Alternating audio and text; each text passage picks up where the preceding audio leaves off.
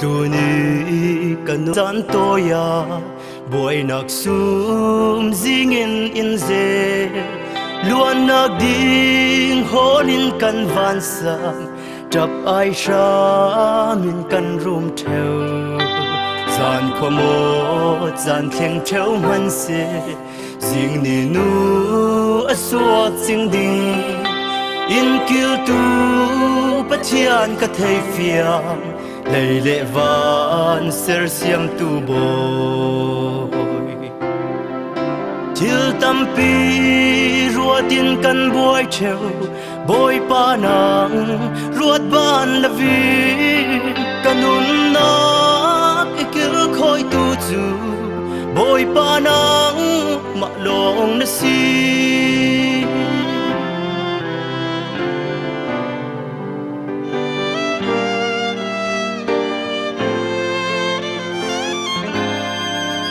ama il ram sa rol ape tlang ang no an ai tika rol pe a chom theu tu chu ka biang mi pathian si ai ding le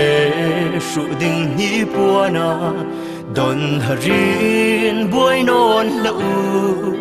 kan chul sam dan moi tok te in pathianin in chomasi til tampi ruatin kan boy cheu boy pa nang ruat ban lavi kanun nak ikil khoi tu chu boy pa nang ma long na si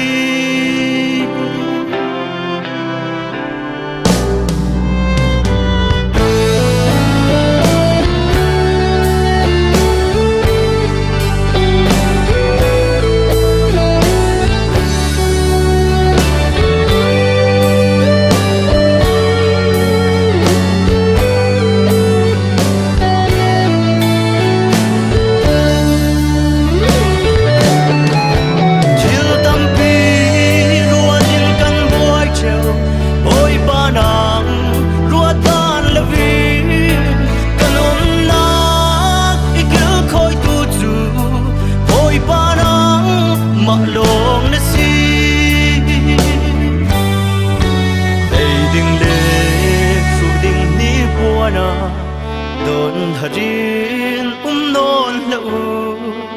kan tu sam dan moi tok te in pathianin in chomasi